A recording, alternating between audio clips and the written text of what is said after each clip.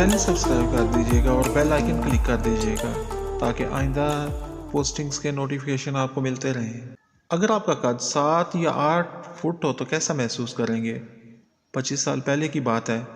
आलम चना दुनिया के दराज तरीन इंसान थे। Guinness book of world record के मुताबिक 1982 से लेकर 1998 तक पाकिस्तान के आलम चना दुनिया के सबसे लंबे इंसान थे।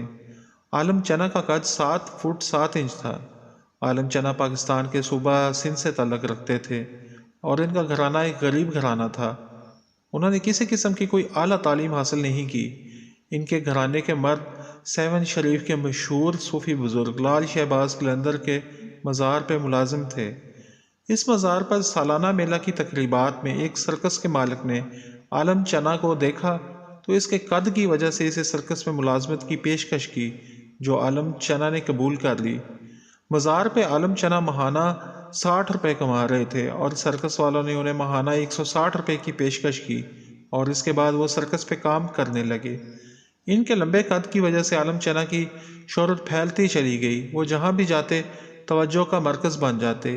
ये सर्कस सिंध के मुख्तलिफ शहरों में घूमती फिरती रही और इसके साथ साथ आलम चना की मकबूलियत में भी इजाफा होता रहा।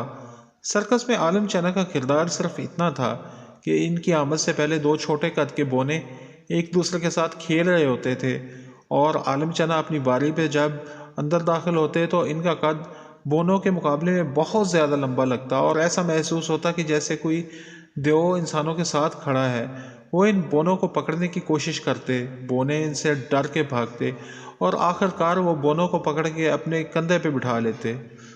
इनके लंबे कद की वजह से लोग दिलचस्पी के साथ आलम चना को देखते, बात करने की ख्वाहिश का इजहार करते और इनकी वजह से सर्कस के टिकट्स की फ़रोख्त में इजाफा होने लगा तो इनकी तनख्वाह और बढ़ा दी गई। 1981 में एक कदरदान ने आलम चना को इसके कद की बिना पर फ़ायदा उठाने की तरगीब दी और इसके नज़रअंदाज करने के बावजूद Guinness book of world record वालों को ख़त लिखा। ख़त के साथ आलम चना की कुछ खींची हुई तस्वीर भी भेज दी। कुछ अरसे बाद Guinness book of world record के नुमाइंदे कराची में आए और वहाँ से सेवन शरीफ पहुँचे। उन्होंने आलम चना से मुलाकात की, इनके कद की पैमाइश की। तब आलम चना का कद 7 फुट 7 इंच था। पैमाइश के बाद वो वापस गया और आलम चना का नाम Guinness book of world record में लिख दिया।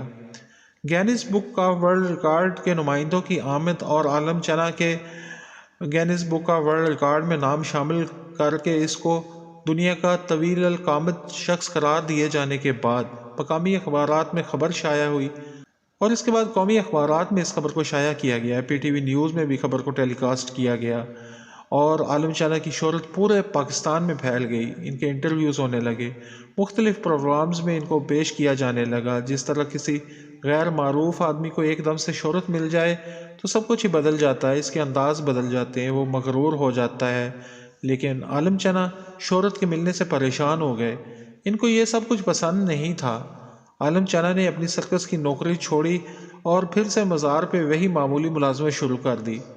1985 में जनरल ज़िया-उल हक ने आलम चना के साथ मुलाकात की और तस्वीर बनाई और 23 मार्च को यौम पाकिस्तान की तकरीबात में आलम चना को एक खसूसी एवार्ड देने के लिए दावत दी गई। 21 मार्च को आलम चना को कराची ले जाया गया, फिर बज़रिया हवाई जहाज़ उन्हें इस्लामाबाद ले जाया गया।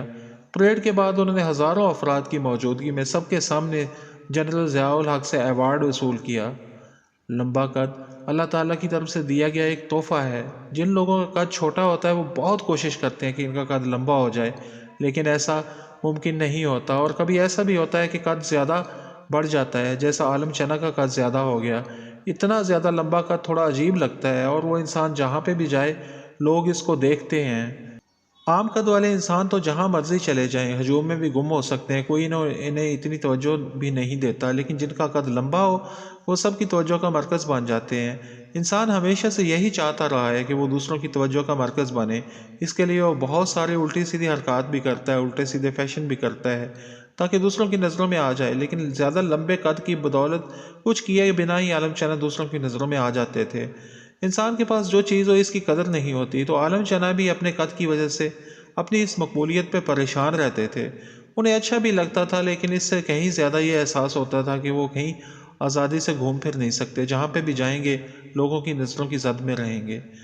دریا میں کودے بنا ہمیں نہیں پتہ چلتا کہ دریا کی موجوں کی طغیانی کیا ہے اور کیسا محسوس ہوتا ہے، لیکن جو دریا میں کودے ہوتے ہیں وہی محسوس کر سکتے ہیں کہ دریا کی موجیں کتنی طاقتور ہیں، پانی کتنا ٹھنڈا ہے، اور وہ کیسا محسوس کرتے ہیں، تیرتے تیرتے ان کے بازو کیسے شل ہو جاتے ہیں۔ زیادہ قد ہونے کی وجہ سے ان کے لباس کے لیے بھی زیادہ کپڑا چاہیے ہوتا تھا، اس کے علاوہ جوتے بھی عام قسم کے نہیں آتے تھے، ان کو ہر چیز ہی بڑے سائز میں چاہیے ہوتی تھی اور اس کا انتظام ان کے لیے مشکل ہوتا تھا، ہر چیز اسپیشل بنوانی پڑتی تھی اور جو چیز بنوائی جائے تو اس پہ خرچ بھی زیادہ ہی ہوتا ہے۔ قد کی وجہ سے شادی کا مسئلہ بھی ہوتا ہے، شادی کے لیے بھی قد دیکھا جاتا ہے کہ کوئی لڑکی زیادہ لمبے قد کی ہو، لیکن انڈرسٹینڈنگ ہو تو سب چل جاتا ہے۔ ان کی شادی کے لیے بھی لمبے قد کی لڑکی نہ ملی تو ایک نارمل قد والی لڑکی سے ہی شادی کر دی گئی۔ عالم چنا کو جنرل ضیاء الحق سے ملاقات کے بعد سرکاری لائبریری میں نوکری بھی دی گئی۔